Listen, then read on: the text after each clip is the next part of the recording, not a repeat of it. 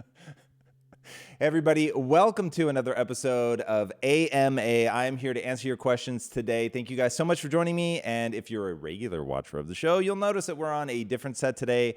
We are on the final leg of our holiday journey here, and the team will be joining us again for the next one. But for now, we're on this set.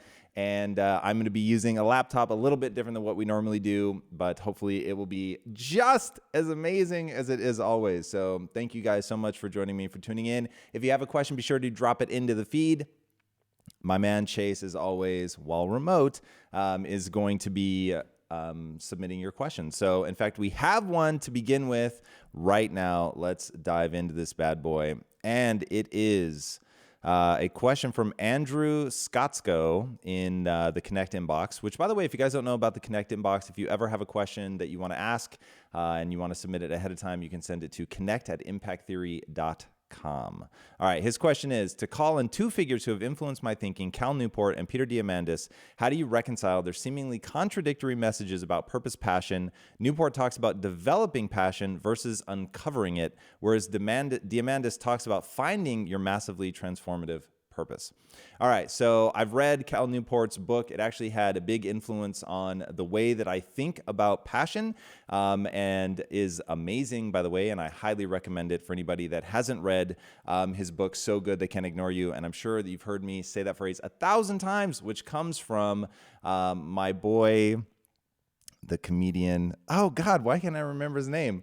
Gray hair, hilarious. Wow.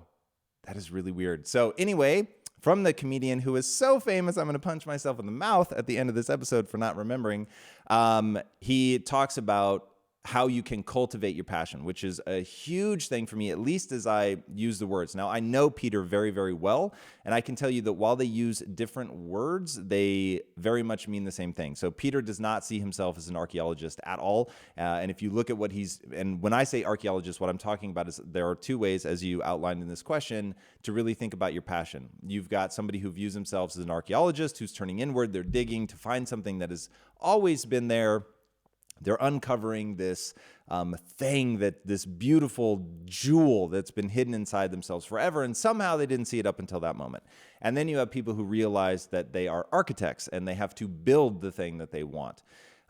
Peter is very much of the architect variety, and if you look at what he's doing with his kids in terms of introducing them to a lot of things, trying to spark their curiosity. In fact, if I remember right, I asked Peter about that, and he said the one thing that he wants to do isn't force feed his kids any one thing in particular. It's simply to make sure that they're curious, that they have a love of learning. And from that, you can infer what he's really trying to do is give them that first thing that starts you down a path of really finding the things you like, and this is where it slips directly into Cal Newport's work, finding things that you resonate with through exposure. And then by really engaging with something, you realize whether or not it's something that is going to turn into a full-blown fascination. Those are my words, not Cal Newport's.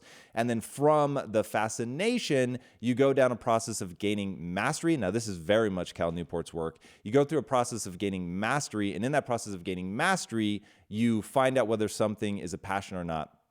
And see, even there, I slide into those words find, which is sort of inevitable. And I think that that's why it sounds like Peter and Cal are saying different things. We're all just conditioned with this notion of find. And there is a process of that discovery through the process of gaining mastery, but it really is through that engagement, through doing, that you're seeing whether or not you're getting the emotional response that you want. Now, the reason that Newport talks about needing to go through a process of gaining mastery to turn it into a passion is because you've got to recognize the connection between getting good at something and the emotional neurochemical reward that you get from, I worked my ass off to gain the skill, I worked really hard to get good at this thing, and it has real world benefit. And that emotional cycle of, whoa, I worked really hard for this, and it has real world implications, which goes back to the ancient Greek notion of techne, which is a skill set that I busted my ass to get. They don't use that phrase, but you get my meaning.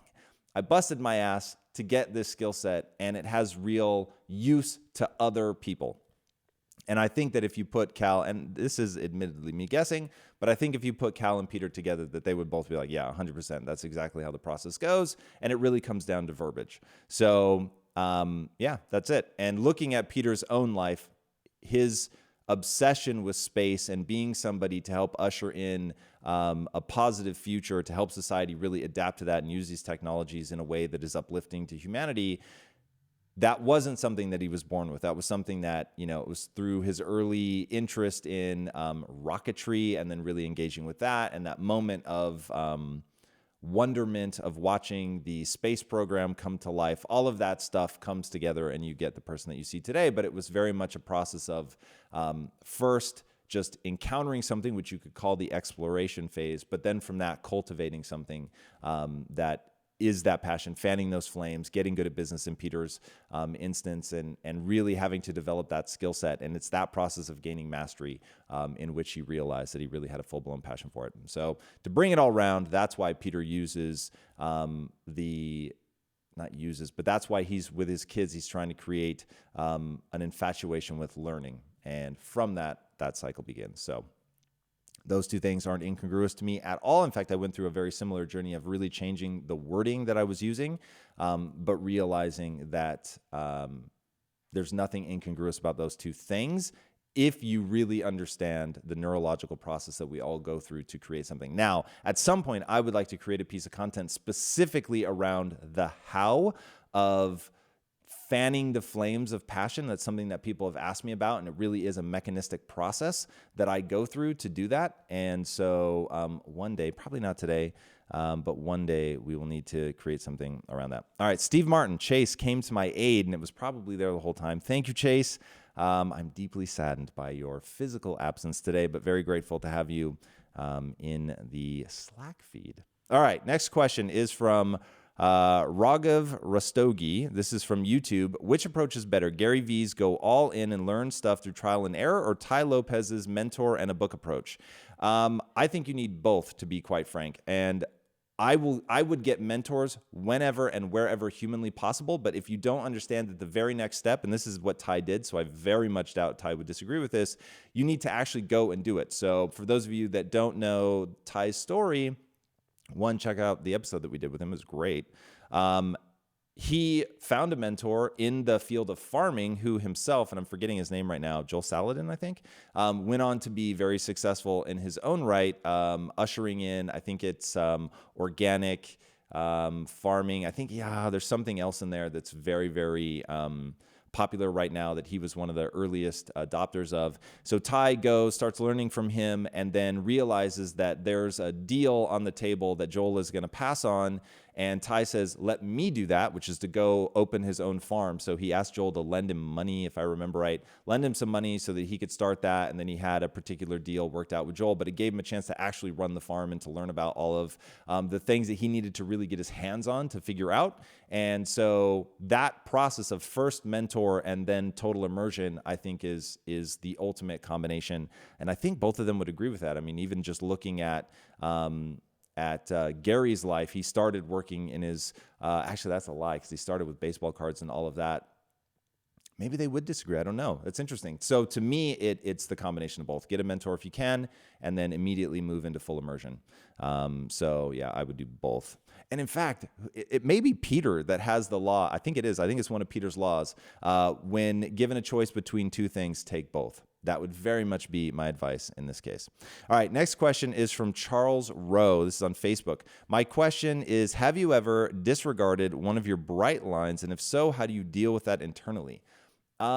Yes, disregarded is maybe not the right word, but like there are times, for instance, I have a bright line that I get out of bed within 10 minutes of realizing that I'm awake.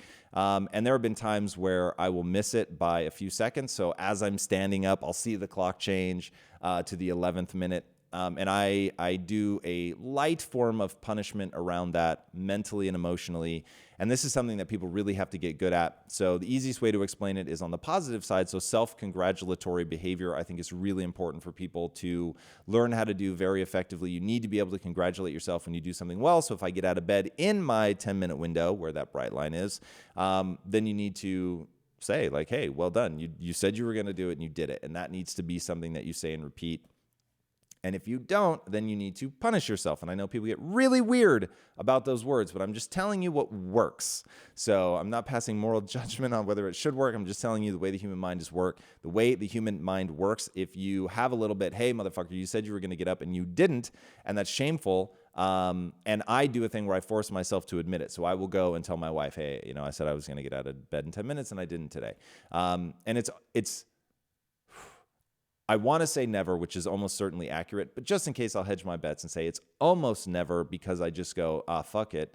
It's because I played with fire and I thought, I can get away with this. And then, I'm probably getting up close to it. And then I jump up. Now, another area that I use bright lines is food.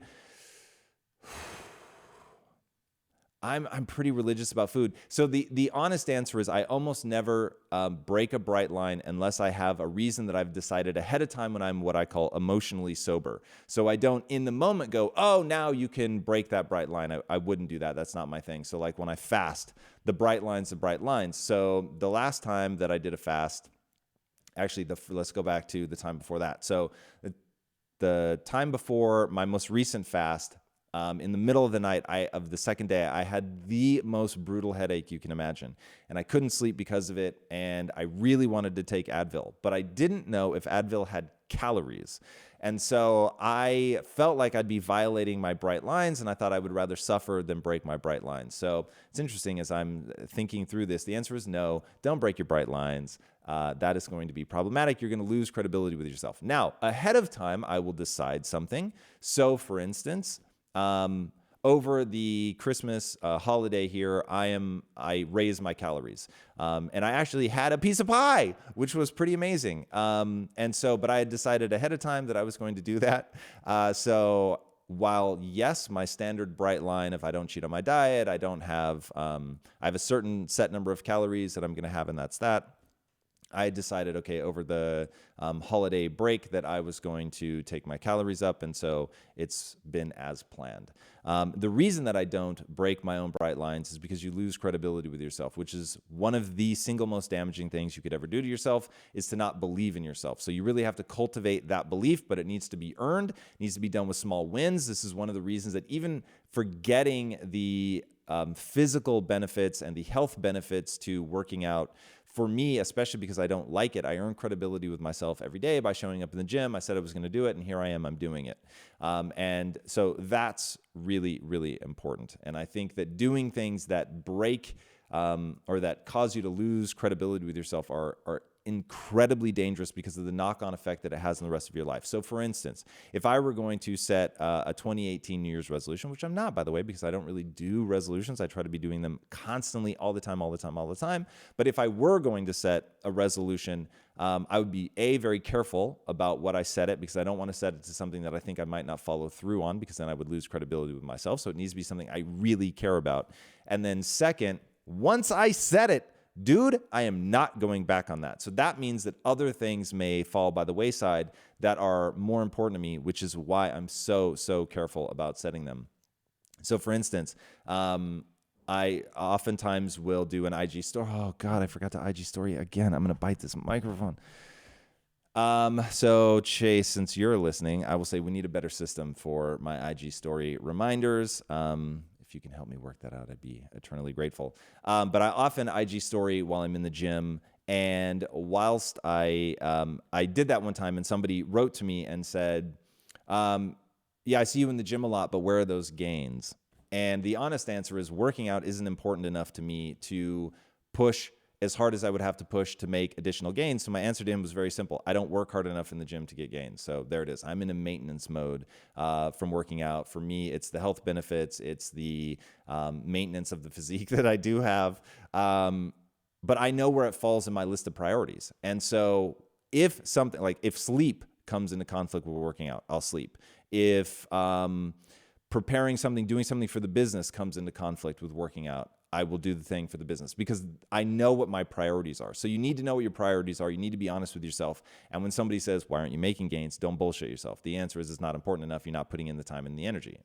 There you have it. There's no like, oh, I work really hard and oh, you don't understand. Like my genetics don't. No, bullshit. I just don't put in the work. That's the truth. So, but like with the business, which behind only my relationship is the single most important thing in my life, that gets my time and energy. So know where things fall, adjust your bright lines accordingly, set resolutions accordingly. Because like, for instance, I was tempted, my wife will be interested to hear this, I was tempted to set a resolution about playing guitar, which is something that I did for fun long ago and would really enjoy getting back into. But the truth is, I ran through my list of priorities and all the things that it would collide with. It's very low on the list, and I know that I'm not going to be able to, I'm not willing to dedicate the time to it in order to get good, so I'd never make myself that promise. All right, there you go. And Chase says he will help me with the IG story. Thank you, Chase. Okay, next question is from Susan Heaton. This is on Facebook. What if you honestly have no idea what your passion purpose is, even after seeking exposure and looking deep within? I have a hypothesis, Susan. And that hypothesis goes like this. There is something you like and enjoy, and you're judging yourself for it. And because of that, you never explore it. So I believe, and I always use video games as the example here because I really enjoy video games. I love playing them from my very first exposure to video games. In fact, let me walk you through a brief story. When I was like, I don't know, Nintendo came out when I was 8 or 9. I asked my parents for one, and my mom is here, and I hope she's listening. I asked for a Nintendo, and every birthday and Christmas, I thought I would get it for sure, and I would look for any box that was even remotely the shape of a Nintendo. No. My parents kept saying, you're not going to have it. They thought it was antisocial. They thought it was going to rot my brain. Whatever, like parents thought about video games back then. So I really didn't get one for years and years and years. And finally, when I was 12, my mom said, if you want a Nintendo, then you have to buy it yourself. Now, $100 to a 12-year-old kid, that was basically like $10,000. And so I had no idea how I was going to do that. My uncle owned a door factory, and he said, well, you can come work for me. And so I went and worked in a door factory. And if I remember right, I worked for $2.10 an hour. And it took me basically half of a summer to make enough money to buy the Nintendo. As soon as I got the money, I went and quit. Now, that's how much I like video games. I was willing to work in a door factory. I have no much idea how much I hate manual labor. So I did that to get my Nintendo, and I quit immediately once I had it, and I started playing. Now, in playing video games, I realized, man, I really love this, but I could never do anything with this. It's going to rot my brain, all the normal bullshit. So I never pursued that. And I went down the path of pursuing film, and through doing that, realized, holy hell, I really love this thing. Now, as an adult, I returned to video games and realized I really enjoy it.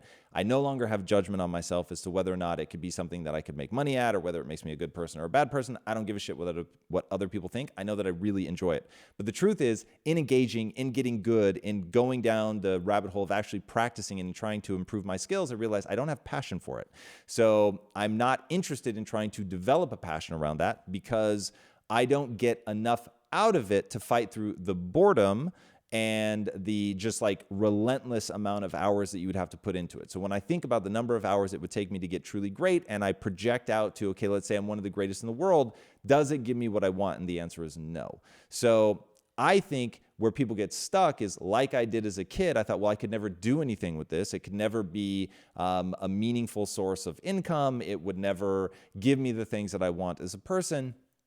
Like, that's where people stop, and they never really re-engage with it and go through the process of trying to get better. And it's in the process of trying to get better that you're going to turn it into a passion or not. So that's a hypothesis. And if you were here, we could really dive into it. But of all the people I've ever met in my life, that's been the vibe that I've gotten, that if they really sat down and went after something and didn't judge themselves, and when they found that thing that they were interested in, stopped worrying about what their family thought, they stopped worrying about making a lot of money, and they just asked themselves, is this something that as I get better at it, I will feel better about myself. I will be excited about my time when I project myself out into the future of what this would look like if I was one of the best in the world. Would that, even in the daydream, does that give me the thing that I want emotionally? So that's my gut, but I'd have to sit down with you to go any further than that. All right. Next question is from Dean Botha. Hey, Tom, I've been running my side business for a year now while working my day job. I've only been giving and not asking in this side business, which is my passion. My question now is, when would be a good time leaving the stable job to then climb in fully with the side business and take the risk with regard to finances? So my answer to this is, Unfortunately, it's nuanced. If you can, you want to make the side business profitable and able to sustain you at least at the lowest level of what you can get by on. So to give you an idea, I went from making $150,000 at Awareness Technologies, and when we started Quest, I cut that down to $50,000. And because that was like, I can get by. I'm not going to be able to leave my house, but I'm going to be able to pay my property taxes and my bills and all of that stuff. So we had just run the math. We had to get rid of a car and all that. So we cut our lives down to the quick. We decided we were never going to go out for entertainment, food and stuff like that. We literally just stayed at home and built a business. So I didn't need to make back what I was making at Awareness, but I needed to make enough to pay my bills. So once we figured out what that number was and we were able to, put in austerity measures in our own lives and really tighten the belt, we were able to make it work. And so for about 2 years, we were, sort of on subsistence wages, since that was two of us living off $50K in LA. But we made it work. So that is what you have to figure out. Once you're making that, then I say jump over. Now, there are people who will tell you to burn the ships at the shore. And look, there is a moment where that may be what you need to do. If especially you're finding that it's just taking so much time and energy on your normal thing, then you might want to roll the dice and try it, because look, at the end of the day, if you're good at your job, you can get your job again. So I wouldn't live in a state of paranoia around that, which is where most people live their lives. They think, oh my God, I can never get back here. They're paralyzed by fear.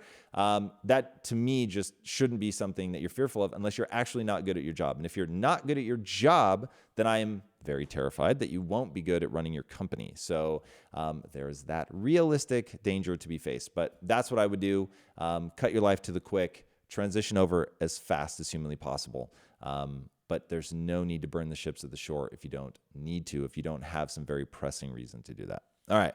Next question is from Mia Lavoie. Hey, Tom, I'm newly passionate about my growth mindset. Unfortunately, I'm in a family predicament. If it were you, would you choose to stay home and take care of your dying parent? Whoa. And their dilapidating off-grid country property.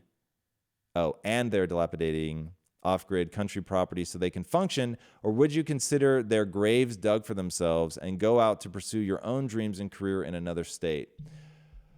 Wow. Okay. So I'm gonna give you the real answer.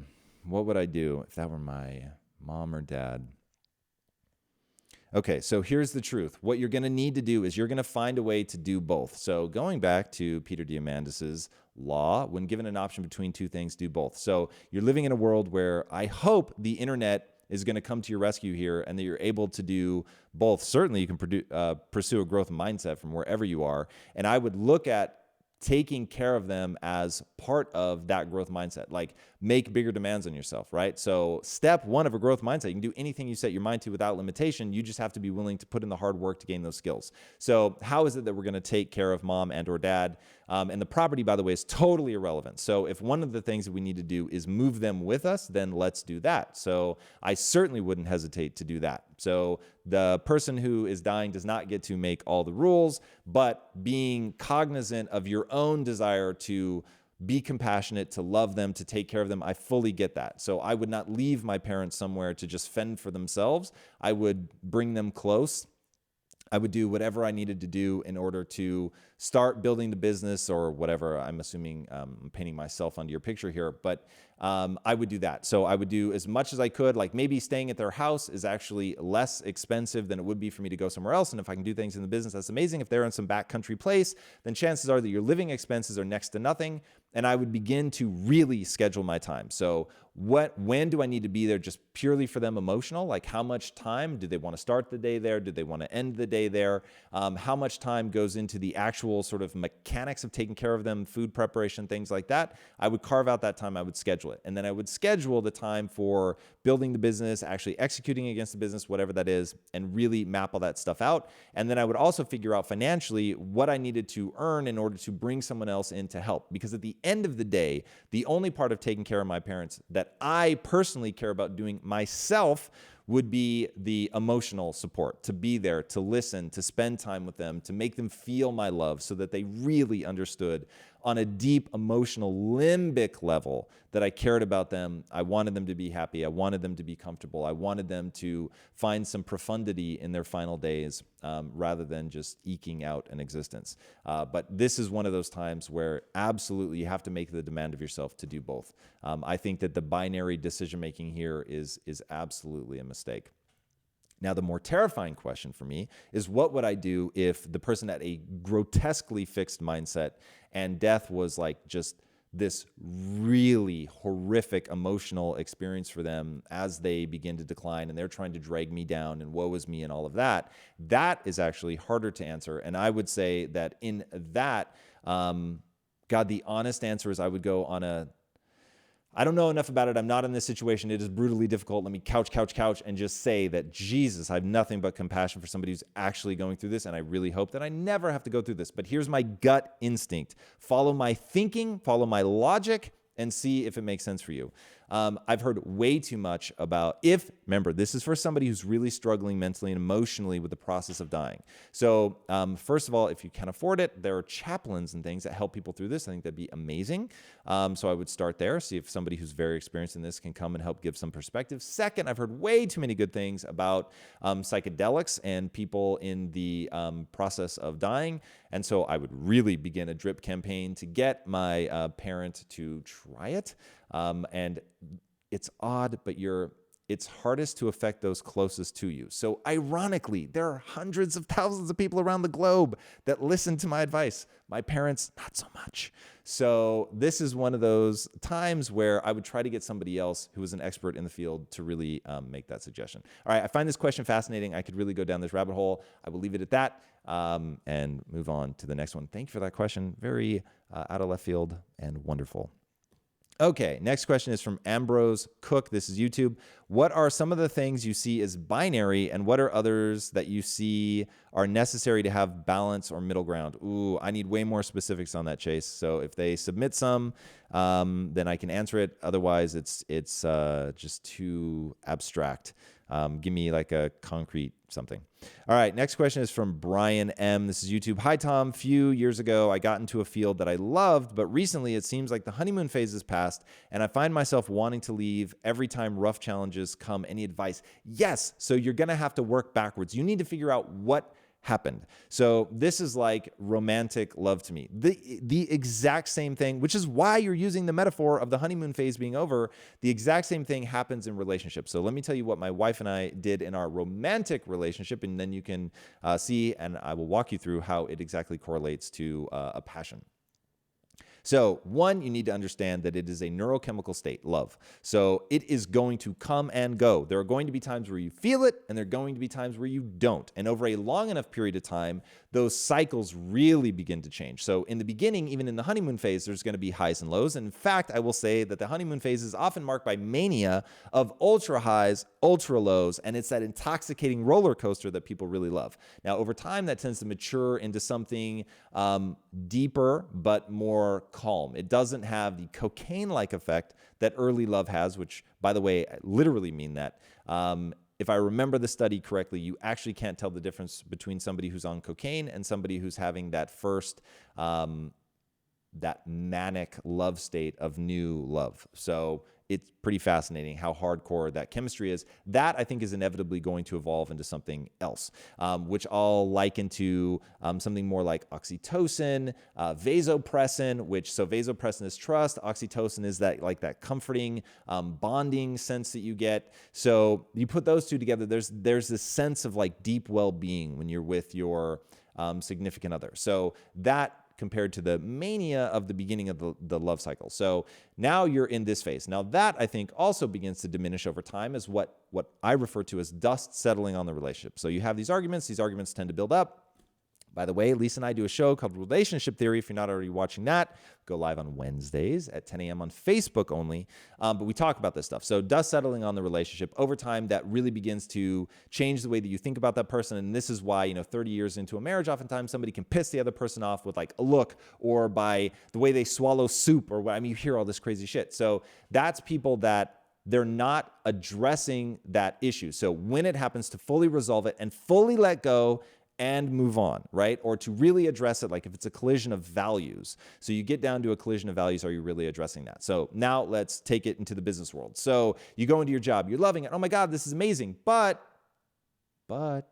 my manager's a bit of a prick. Okay, and at first it's like not a big deal because I really love what I'm doing, so you sort of ignore it. Or the company goals aren't quite aligned with what I'm about, but you know what? That's all right. I really dig my, the outcome, my team, whatever it is that you're holding on to, that thing that you're passionate about. So, but over time, all of the realities around you are beginning to sort of collapse in on themselves, becoming more and more of a pain in the ass. And that's almost certainly what you're reacting to. Or maybe, like, I'll give you an example. So back when I was at Awareness Technologies, we had a governmental sales cycle. And I just learned about myself, B2B is not where I shine. I absolutely hate not knowing who I need to convince, not understanding what they're responding to. Whereas B2C, which is when the business sells direct to a consumer, that I get because I understand people and I'm fascinated and I love building community and all of that. So that's incredibly meaningful to me. So that I understand, that I want to be a part of. So even if I could have enjoyed being in the software business, I absolutely despised selling to companies and governments. So beginning to be beaten down by that long sales cycle and never understanding why somebody says yes or somebody says no is then painted back over because I still do have a passion for technology. I absolutely love tech.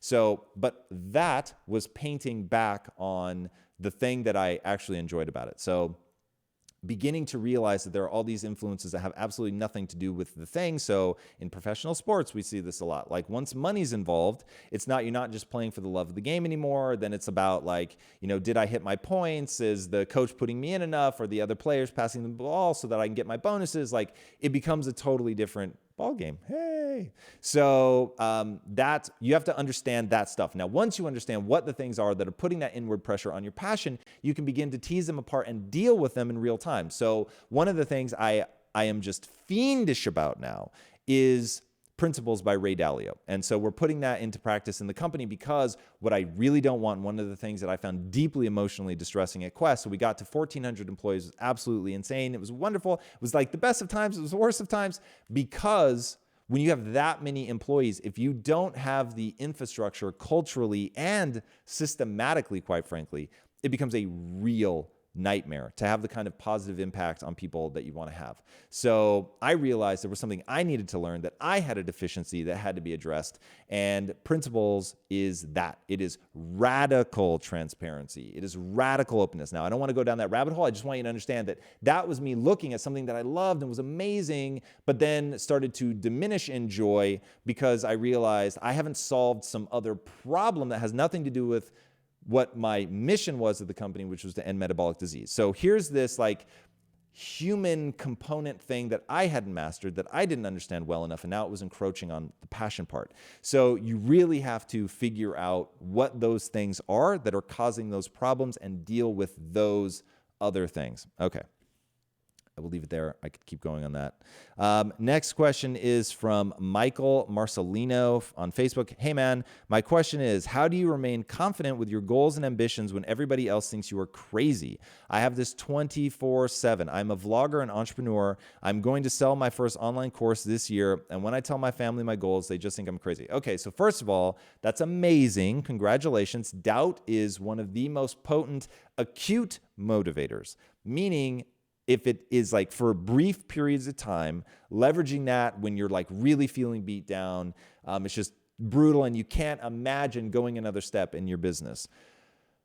Leaning on that, knowing that people doubt you, knowing that you absolutely will not let those people be right and you're going to get up and drive yourself forward. Now, living there and spending more than 20% of your time in the dark side, I think is a mistake. I think you want to spend 80% of your time in the beauty and the things you're going to create, all the people that believe in you, the good that you're going to do to the world, the things you're grateful for, all of that should be 80% of your time. So 80% of the time you're waking up, you're pushing hard, you're doing all of that because of all that amazing stuff that you want to bring to the world, that you want to get better, all of it. 20% of the time, however, you want to think about the people that are on your fucking list, the people that doubted you, the people that heckled you, all of that, and you want to crush them. Yes, I'm going to use nice and aggressive language. You want to win. You want to defeat them. All of that stuff is incredibly powerful. And I don't understand people that don't try to leverage that because it is insanely useful. but it's insanely useful in small dosages. So for very acute things, use that. Now, how do I deal with it? I don't give a shit. The truth is, you've got to understand something deep and fundamental. You're not yet good enough. That's what they're responding to. But don't worry about that. Worry about who you can become and the price you're willing to pay to get there. So when people doubt me, part of it is I put them on a list and I think about it and I know that I will pull them out when I'm really feeling like I just can't go anymore. On the other hand, I'm thinking about the fact that they're right. And you need to have the humility when hecklers are coming after you. They almost always go after something real. Remember that. People don't heckle you for stupid shit that isn't true. They're coming after you. Lean in. They're coming after you based on something real. And here's the truth. Michelle, Michael, Michelle, one of the two, you really aren't good enough. Let that sink in. Now, that doesn't matter because you're only not good enough yet. You can get good enough. You can become the dominant force in the industry. And anybody that tells you that it's too crowded, just like they told me, what you need to realize is you just have to outperform everybody else. And to outperform them, you have to get better than them. And if you're willing to do more work, to gain more skills, to practice, to look more nakedly at your inadequacies, to understand that the hecklers probably have something real to offer you, and that you simply need to be willing to separate the message from the messenger, look at what it is, really assess whether it is true or not, and if it is true, to address it through the acquisition of skills. That is my highest piece of advice to you. Now, to do that, you have to build your self-esteem around something that is anti-fragile, meaning the more that it is attacked, the stronger you get. So when people tell me that I'm dumb, my only question is, in what way? Because once I understand how I'm deficient, where my thinking is wrong, what I can add to my skill set, then I can actually improve and get better because they've gotten rid of a blind spot for me. So I'm eternally grateful to people that doubt me.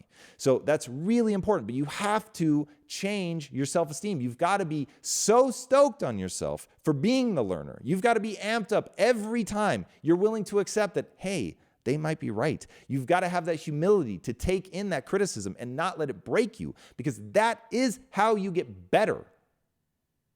That's how you get better. But most people don't want to hear the criticism. They don't want to hear the attack. They don't want to accept that they're not good enough. They want to sing kumbaya and tell themselves that I'm really am great, I'm special, all that bullshit. Here's the reality. You're fucking average. That's the truth. And now can you build something on top of that that makes you capable of the extraordinary? And if you're willing to put in that work, if you're willing to accept that by nature, you're just another one, but that you can become extraordinary. If you can do that, if you can look nakedly at that, and if you can push yourself brutally hard to gain the skills that you need to become capable of the extraordinary, you will win. As Kobe Bryant said, boos don't block dunks.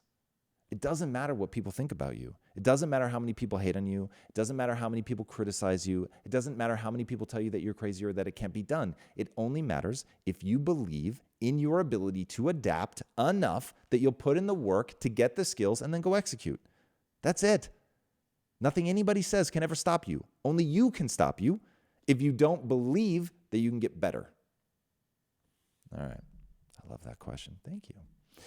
All right, next up, Nelson Chan. This is on Facebook. Hey, Tom, what are your thoughts and results you've had with Modius? All right, Modius, for those that don't know, I'm on the board of Modius Health, so take everything I say with a grain of salt because I can no longer be trusted. Here's the truth. I think that what they're doing is vestibular stimulation. I think it is absolutely amazing, and every paper that comes out is mind-blowing, but that's on paper. So now, how does it play out in the real world? My gut instinct, this is a fucking guess. I need everyone to hear that this is a guess. I need everyone to know that I am financially incentivized for this guess to be right, but I actually believe this. So my guess is it's going to work really well for some people and not for others. So I used it. I've used it quite a bit, and it's in the placebo range for me, meaning I absolutely cannot tell if this is me wanting to believe that it works or it actually working. But then there are people who are very heavy. And they've gotten results that just looking at the numbers, it's too big to be placebo. So the jury's out. I think this is one of the things people have to try for themselves. I got involved with the company because they offer a 100% money back guarantee. That was critical to me. I said I wouldn't get involved unless they did that. So try it. If it works for you, rad, keep it. If it doesn't work for you, get your money back. So I think it's a spectrum. I think it's going to work for some people and not for others. I don't know why it works for some people. We've got all kinds of studies that say why. Is it all real, man? Or is it total bullshit? I have no idea. So try it. If it works, rad. If it doesn't, get your money back. That's the only true answer. All right. By the way, if this is adding value to you, please do share it. That would be amazing. That's how we continue to grow this community. And by the way, for all of you that ask what you can do, how you can help, that's the answer. Share this, help us grow this community. That would mean the world to us. So hit that share button right now. That would be amazing. Thank you, guys. And if you're listening to this on the podcast, whatever your podcast app of choices, go give us a review. That would be amazing, especially on iTunes. That would be incredible. Go drop in a review. Give them 5 stars. That would be incredible, guys. Thank you. All right. Next up, Stephen Davis. This is on YouTube. I'm 22 years old and have wanted to be rich since I was 8. I watch a lot of your content, and my only question that you haven't already answered is, how did you improve your self-discipline at 22? Not sure where you got the number 22. It's interesting. I probably said that at some point. So here was the realization that I had at probably roughly 26, which I'm sad that it was that late. And that was that I had goals, and I said that I was moving towards them. One of mine at that age happened to be to get rich. And the other was I wanted to feel good about myself. Now, I didn't realize that I want to feel good about myself was actually driving my behavior, whereas my goals were not. So I would occasionally do something that was at least visually in line with my goals. But behind the scenes, I was always doing things that made me feel good about myself. So I remember one day arguing with the guys who would ultimately become my business partners, who at the time were just my bosses.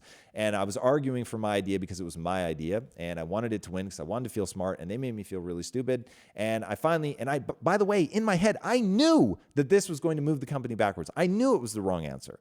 And I kept arguing and arguing and arguing. And finally they were like, okay, actually, yeah, you are right. Let's do it your way. And I thought, oh shit, like I just convinced them of my idea, even though I know my idea is wrong. So what am I doing? Like, do I actually want to get rich? Do I actually want to move towards my goals? Or do I just want to feel good about myself? And I realized I want both. And the reality is I need to feel good about myself. That's just true.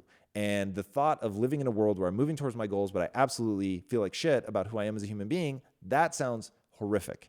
So I have no interest in doing that. So instead, what I'm going to do is flip what I build my self-esteem around to being built around being a learner, being willing to admit when I was wrong, being willing to look at my inadequacies. And that was one of the only epiphanies that I've ever had in my life. Everything else has been sort of this slow, meandering thing where I'm putting things together. And even that, if I'm completely honest, is almost certainly the amalgamation of a bunch of things that I'd been reading about and hearing about from people that I respected up until that moment. And the lightning rod moment was simply that all of a sudden it all made sense. But that's the one thing that I will call a true epiphany. And once I switched that, then the self-discipline came out of, I actually want to move towards my goals. And I began to have this, I didn't have these words back then, but a growth mindset. And so I just thought, whoa, like as I'm willing to accept I'm not good enough, as I'm willing to accept that I started hopelessly average, but that I can learn, and that if I'm willing to push myself, that I can gain these skills. And here's the most important part. And this is the genesis of all of my self-discipline. The skills that you gain have real world consequence, meaning they actually do something that brings to you things that you want. And if those things are fulfillment, great. If they are helping someone you love, great. If they are building a big business, great. If it's getting rich, great. All of those things, though, they're a result of gaining a skill that now allows you to do something. And I'm going to give you one that I bet most of you don't even think about. The ability to walk is extraordinary. You had to learn it.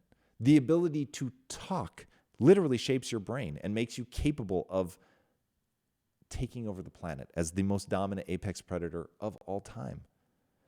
You had to learn that.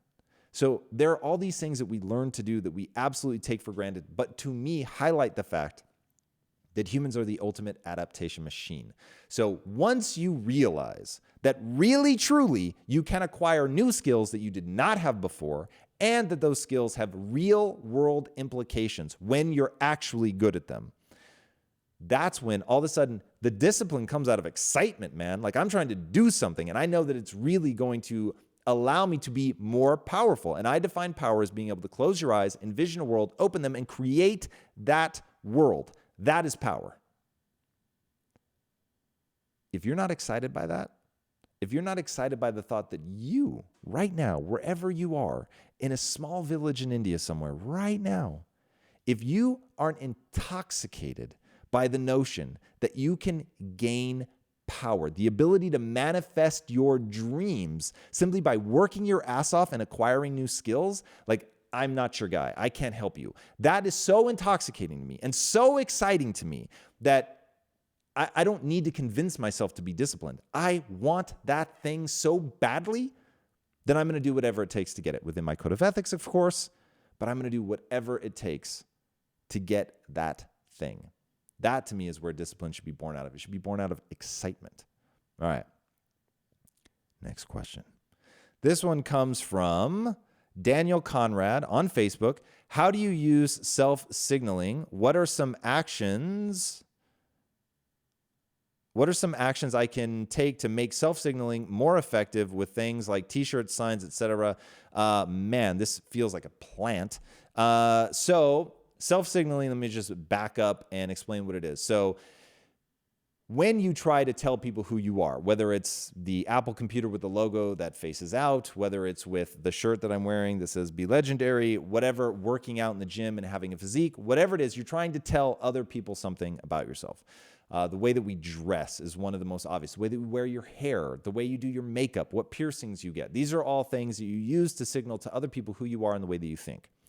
Now, what you don't realize is in that process, you're actually signaling more loudly to yourself through a process called self-signaling, because every day you're reinforcing some ideology in yourself. So if you're gothing out, you're reinforcing that notion in your head.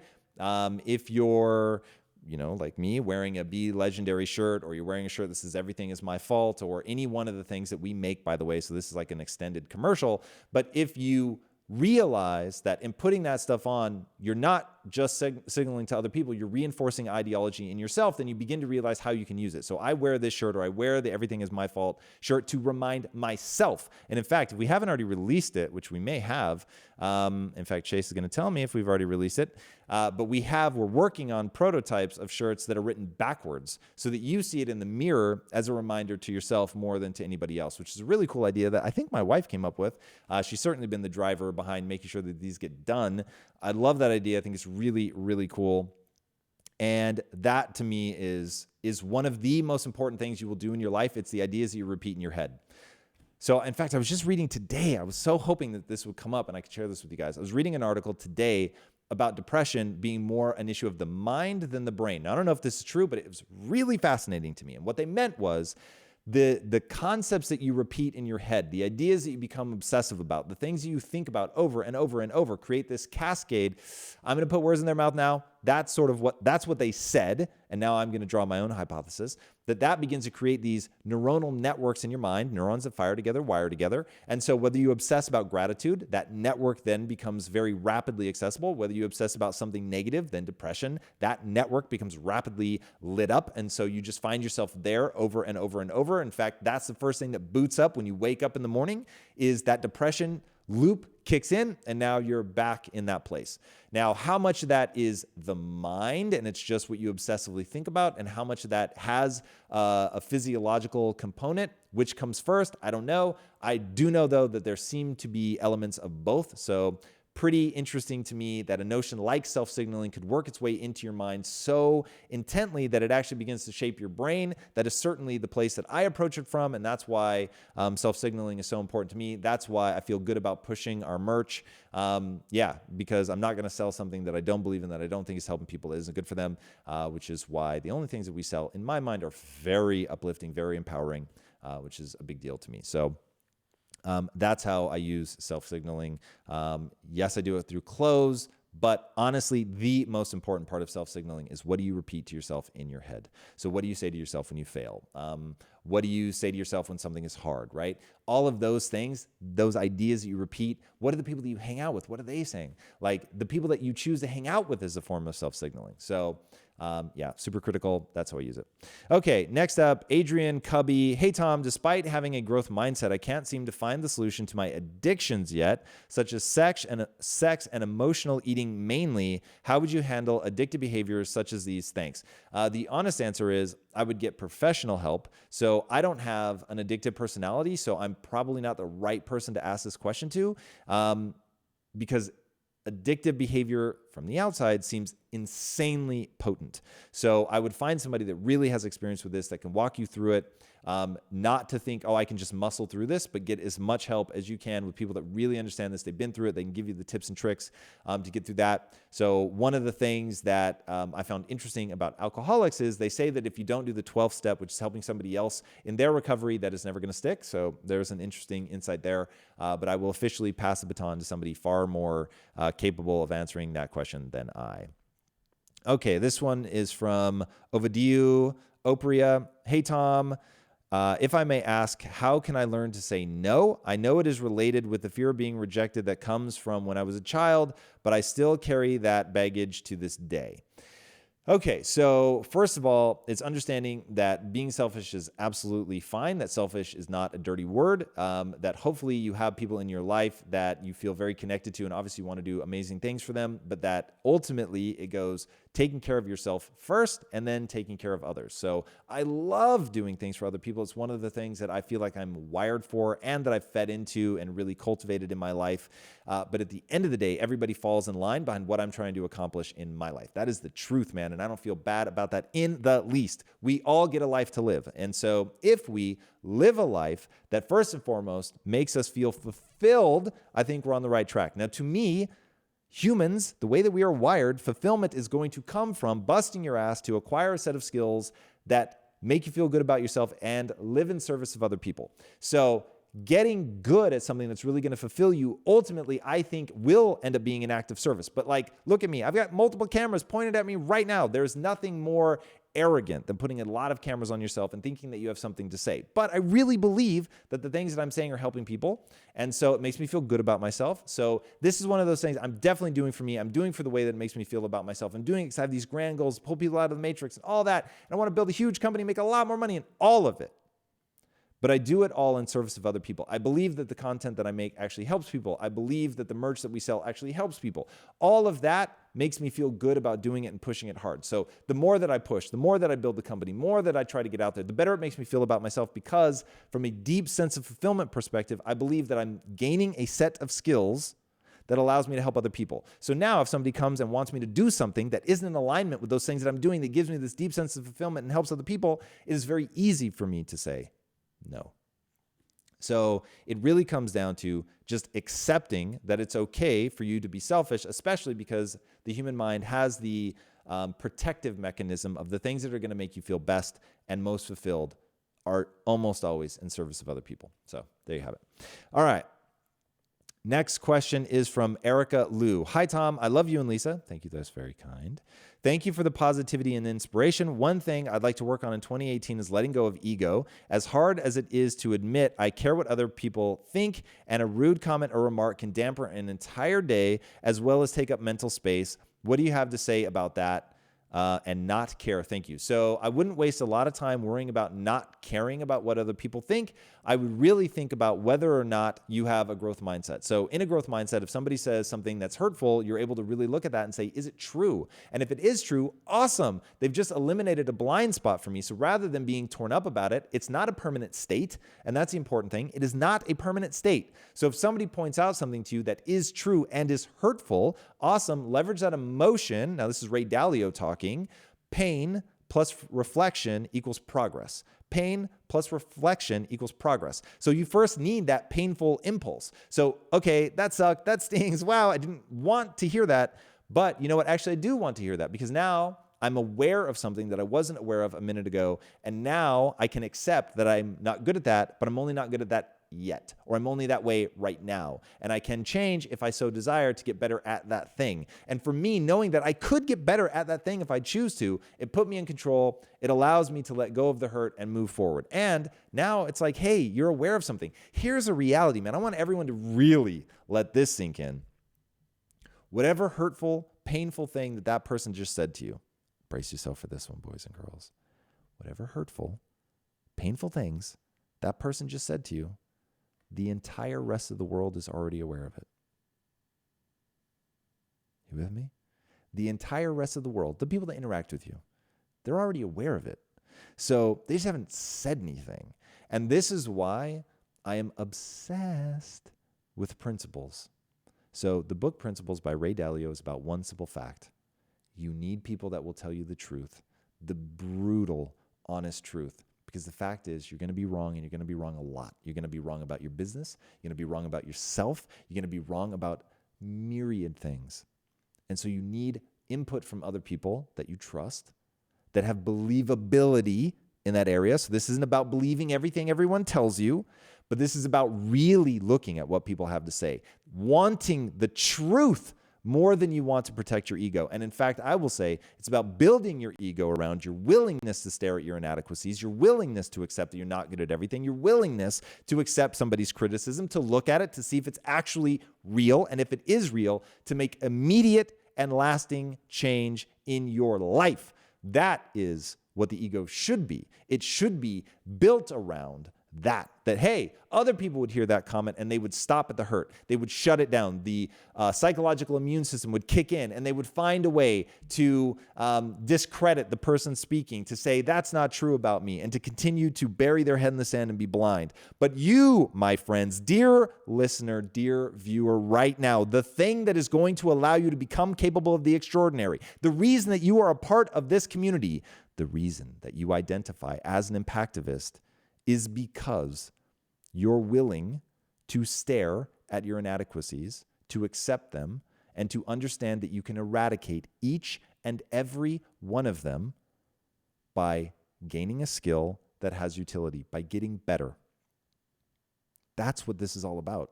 It's about actually improving yourself. It's about actually getting better at something. That's the key. When you realize that, it's not about not caring about what people think. You may care even more because you want the truth. It's about getting to the truth because the truth is efficient. It's about getting to the truth because the truth is efficient. It's the thing that's going to allow you to actually identify what's wrong, improve, get better. And once you get better, going back to what I was saying earlier, once you get better, you can actually influence the world. And when you can influence the world, you can close your eyes, imagine a world, open them, and actually make that world come true. That's power. But it starts with being willing to accept the truth. All right. Next up, and this is going to have to be the last one. This is from Tommy King. I have a lot of anxiety being 50, starting college for the first time, and taking care of a family. In your opinion, what is the best way to decimate and or cope with anxiety, stress of expectation? Tommy, first of all, you inspire me to no end. Being 50 and starting college is amazing. So here's what you're going to do. Anxiety is about obsessing over a future that hasn't happened. You're imagining how poorly things could go. You're imagining walking into the room and everybody thinking that you're old and judging you for it and laughing. Don't worry about that. Think about this. What happens when you walk in that room? I have the chills. You walk in that room and you learn something new. And that something new becomes a part of you. And now you're able to do something you weren't able to do before. And now you can influence the world in a way you couldn't influence it before. And now you can imagine accomplishing your dreams because you actually have the skill set to execute against it. You know what to do to actually build that thing. Think about being an architect who manifests their dreams in the most real way possible. But first, they have to learn about architecture. They have to learn about engineering. They have to understand what's going to build a building that's going to last. They have to learn all of those things first. Nobody is born an architect. It's learned. So walking into that room, who gives a shit what people think? Who cares if they're making fun of you? Click over into the growth mindset and understand you are there to gain a set of skills. And it does not matter, booze don't block dunks. It doesn't matter what other people think. There's no sense in having anxiety around that because you can learn. You are a human. Every human being can learn. Even people with tremendous deficiencies, including traumatic brain injuries, are able to learn and adapt. Maybe not at the same rate. I get all of that. I'm just saying it is possible. That is fundamentally what we are wired to do. So you're going to go into that room and you're going to focus on the thing that you can control, which is your amount of effort. It may take you longer. Who cares? It's just about getting that skill. And if you know about yourself that you're going to stick with it, there's no reason to have anxiety. It doesn't matter. Literally, I could walk into a classroom where every day, the first 10 minutes of the class, we're fucking make fun of Tom. People laughing. It doesn't matter. You're there to learn. Focus on what you're going to learn. Focus on its usability. And hopefully that will take care of everything else. Now, there's a whole host of other things that go around with anxiety. I don't want to cheapen that as somebody who has struggled profoundly with anxiety. I know how deep that rabbit hole really is. But for now, that's the important thing that's going to combat your anxiety. Don't worry about that future of all the things that could go wrong. Obsess over the things that are in your control that you're going to make sure go right. All right, guys, that's it for today. Thank you so much for joining me. Thank you for submitting your questions. I love them beyond measure. You can't imagine how grateful I am that you take the time to submit them. If this added value to your life, please do share it. That would be absolutely amazing. And if you haven't already, be sure to go over to shop.impacttheory.com, self-signal yourself to empowerment, get some merch. All right, guys, thank you so much for joining me. And since I won't speak to you before New Year's, have a very happy New Year. Crush it in 2018, finish 2017 strong. All right, guys, if you haven't already, be sure to subscribe. And until next time, my friends, be legendary. Take care.